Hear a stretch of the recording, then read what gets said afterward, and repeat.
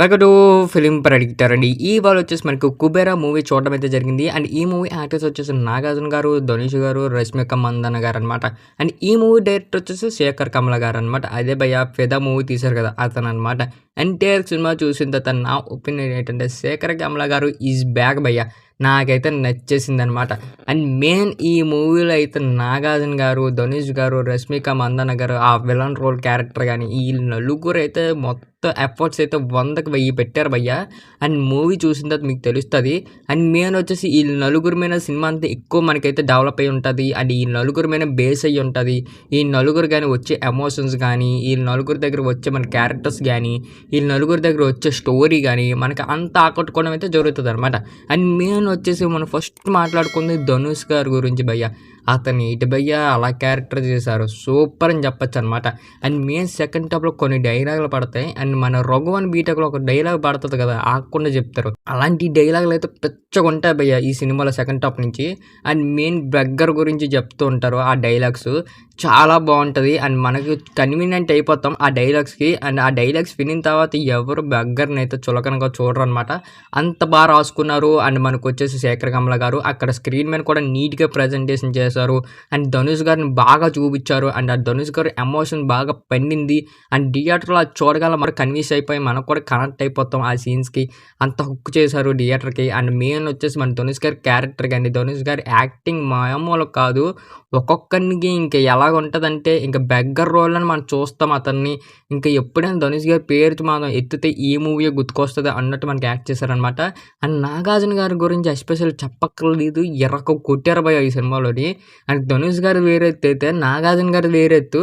అతను కూడా అంత బాగుంటుంది. కాకపోతే అతను డబ్బు గల ఈ టైప్లో తనైతే చూపించడం అయితే జరుగుతుంది. అండ్ రష్మిక క్యారెక్టర్ గురించి మాట్లాడుకుంటే ఆసమ్ భయ్య. ఎందుకంటే ప్రతి సినిమా శేఖర్ కమల గారి సినిమాలోని హీరోయిన్ని ఎక్కువ గ్లామర్గా చూపించి అండ్ ఎక్కువ సాంగ్స్ డ్యాన్స్లో చేసి చూపిస్తారు. బట్ ఈ మూవీలో హీరోయిన్ అయితే ఎక్కడ వాడుకోవాలి అక్కడ వాడుకొని నీట్గా ప్రజెంటేషన్ పెట్టి తనకంటూ ఒక క్యారెక్టర్ని బిల్డ్ చేసుకొని అండ్ థియేటర్లో జనాలు చూస్తున్నారు, ఈ క్యారెక్టర్కి ఒక న్యాయం చేయాలి, పెట్టాలని పెట్టకుండా నీట్గా మనకైతే అక్కడ పెట్టారనమాట. అండ్ శేఖర్ కమల గారు నీట్గా పెట్టారు. రష్మిక క్యారెక్టర్ని ఎక్కడ చెడగొట్టలేదు.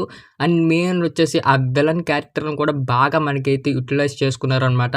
అక్కడికి వచ్చి కొన్ని సీన్స్ అయితే మనకి రెట్లర్లు మనకి విలన్ మీద అంత కోపం వచ్చే సీన్స్ కూడా మనకైతే బిల్డ్ చేస్తారు. అండ్ ఎక్కువ ఏ లాట్ ఆఫ్ ఎమోషన్ అయితే తెస్తారు వీళ్ళు ముగ్గురు నుంచి, రష్మిక నుంచి, మనకైతే ధనుష్ గారి నుంచి అండ్ నాగార్జున గారి నుంచి. అండ్ వీళ్ళ ముగ్గురు నుంచి మనకి ఎక్కువ emotion, a lot of emotion తేడం అయితే జరుగుతుంది. బట్ వీళ్ళ ముగ్గురు జర్నీ కూడా మనకైతే నచ్చుతుంది అనమాట. అండ్ ఎక్కడ డిసప్పాయింట్ రోల్ లాగా ఉండదు. అండ్ మెయిన్ ప్లస్ వచ్చేసి డిఎస్పి భయ్య. డిఎస్పి గారు అయితే దండం పెట్టచ్చు అనమాట. ఆ బీజం అయితే సూపర్గా ఉంది. ఆ సాంగ్స్ కూడా రెగ్యులర్లీ ఎక్కడ పడాలి అక్కడే పడతాయి. ఈ వేస్ట్ అనేది ఒక్క సాంగ్ కూడా మనకు ఉండదన్నమాట. ఆ బీజం కూడా కొన్ని సీన్స్ మనకైతే బాగా ఎలివేట్ చేయడం అయితే జరుగుతుంది. అండ్ గుడ్ జాబ్ డిఎస్పి గారు అని చెప్పొచ్చు. అండ్ మెయిన్ వీళ్ళు ముగ్గురు ఒక సీన్ అయితే పడినప్పుడు వెనకద బీజం వస్తుంది. ఆ బీజం రెగ్యులర్లీ మనకి గూస్ బంప్ స్టఫ్ తెప్పిస్తుంది. థియేటర్లో చూస్తే మనకైతే కన్నీరు పెట్టిస్తుంది. అండ్ మెయిన్ వచ్చేసి యాక్టర్స్ని ఎంత బాగా బిల్డ్ చేసుకున్నారో బీజిఎంలు కూడా అంత సెటప్ చేసుకొని నీట్గా డిజైన్ చేసుకొని ఆ 3 గంటల సినిమా మనకైతే దింపడం అయితే జరిగింది శేఖర్ కమల గారు. అండ్ శేఖర్ కమల గారు అయితే నీట్గా ప్రజెంటేషన్ పెట్టారు. అండ్ ఇప్పుడు చూసిన ఆయన్ని సినిమాల్లో నాకు one of the best cinema అనిపించింది. మెసేజ్ పాయింట్ స్టోరీ భయ ఇది అంతా మనకి ఈ సినిమా అంతా అంత బాగుంటుంది. అండ్ మెయిన్ శేఖర్ కమల గారు ఇంటూ మనకి శేఖర్ గారు అని చెప్పొచ్చు. అండ్ ఒకప్పుడు శేఖర్ గారు డైరెక్షన్ అయితే ఇంక చెప్పక్కర్లేదు. ఇలాంటి మెసేజ్ స్టోరీలు తన ఎక్కువ ఉండేవి. అండ్ ఇప్పుడు వచ్చేసి మనకి శేఖర్ అయిపోయారు, శేఖర్ కమల గారు అయిపోయారు అనమాట. మెసేజ్ స్టోరీలో కూడా అంత బాగా ఇచ్చుకున్నారు. అండ్ మెయిన్ చెప్పుకోవాలి అంటే మనకి ఎక్కువ క్యారెక్టర్స్నే భయ్య. అండ్ మెయిన్ స్టోరీ కన్నా క్యారెక్టర్స్నే. ఇందులో నెగిటివ్ పాయింట్స్ ఏవైనా ఉన్నాయి అంటే అదొక్క మనకు వచ్చేసి రన్నింగ్ టైం భయ్య. 3 గంటలు పెట్టకుండా ఒక 2 గంటలు 30 నిమిషాలు, ఒక 2 గంటల పోను ఒక 40 నిమిషాలు, ఒక 20 నిమిషాలు ట్రిమ్ చేసి పెట్టుకుంటే మనకు బాగుంది అనిపించేసింది. ఎందుకంటే అంతసేపు కొన్ని సీన్స్ దగ్గర కొంచెం లైట్గా డల్ అవుతాయి. స్లో నైరేషన్ లాగా ఒక 2-3 బిట్ల దగ్గర వెళ్తాయి అంతే తప్ప మిగతాదంతా కాదు. ఆ 2 బిట్లు మనకి లైట్గా డల్ చేసుకొని ట్రిమ్ చేసుకొని నీట్గా పెట్టుంటే సినిమా ఇంకా సూపర్గా ఉందును. అండ్ ఓవరాల్ మూవీ ఇచ్చేసారు రేటింగ్ ఒక 5కి ఒక 4 ఇస్తున్నాం. నీట్గా మీ ఫ్యామిలీతో ఈ వీకెండ్కి మీ ఫ్యామిలీతో కానీ మీ ఫ్రెండ్స్తో కానీ వెళ్ళండి, మంచి చిల్ అవుతారు ఈ మూవీ చూసి. ఇంకా ఎవరో సబ్స్క్రైబ్ చేసి బెల్ ఐకాన్ మాత్రం ఆన్లో పెట్టుకోండి. ఫర్దర్ వీడియో మిస్ అవ్వకుండా చూడొచ్చు. చూస్తున్నా కానీ సబ్స్క్రైబ్ చేసుకోండి. ప్లీజ్ ఆన్ సబ్స్క్రైబ్, లైక్ కూడా చేయండి.